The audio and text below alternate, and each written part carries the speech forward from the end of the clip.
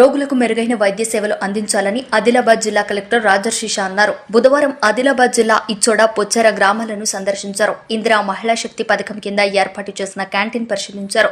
మహిళలు ఆర్థికంగా బలోపేతం చేసేందుకు మహిళా శక్తి పథకం అమలవుతుందని తెలిపారు. బోధులో నూతన బిల్డింగ్ నిర్మాణం, community health centre, Kasturba Gandhi బాలికల విశ్వవిద్యాలయాన్ని ఆకస్మికంగా తనిఖీ చేశారు.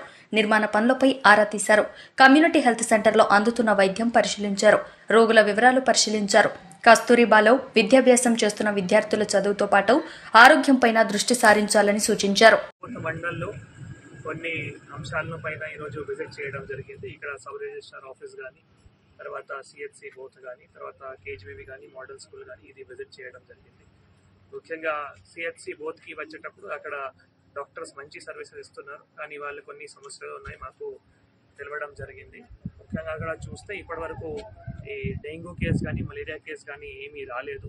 అంటే బోత్ ఈ హాస్పిటల్కి వస్తే చూస్తే అక్కడ సుమారుగా అంటే ఫీవర్ కేసెస్ ఒక 2500 అట్లా ఈ మంత్లో ఫీవర్ కేసెస్ రావడం జరిగింది. టోటల్ ఓపీ 6000 పైన ఓపీ కూడా రావడం జరిగింది. ఇప్పుడు అక్కడ ఇన్ పేషెంట్స్తో కూడా మాట్లాడడం జరిగింది. కానీ ఇక్కడ బోత్ అంటే గ్రామ పంచాయతీలో చూస్తే నిన్న ఒక ట్రైబల్ ఈ స్కూల్లో ఒక డెంగ్యూ కేసు రావడం జరిగింది. వాటికి సంబంధించిన ఈరోజు అక్కడ క్యాంప్ కూడా పెట్టి ప్రతి ఒక్క పిల్లలది కూడా స్క్రీనింగ్ చేయడం జరిగింది.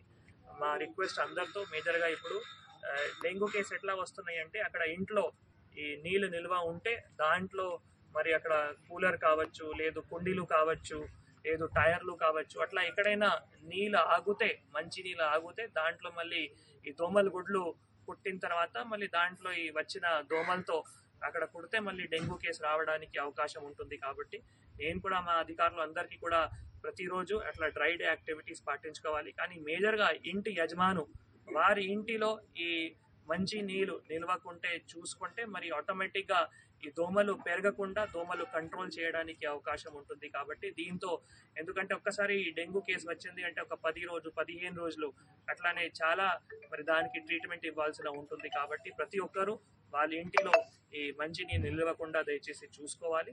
దీంతోపాటు ఇక్కడ కేజీబీవీలో కూడా మోడల్ స్కూల్లో కూడా ఇక్కడ ఉన్న టీచర్స్ పిల్లలకి మంచి చెప్తున్నారు, నాణ్యతమైన భోజనం కూడా ఇస్తున్నారు. వారికి సంబంధించిన కూడా కొన్ని సమస్యలు టాయిలెట్స్ విషయం కానీ, గ్రావెల్ విషయం కానీ కూడా చెప్పడం జరిగింది.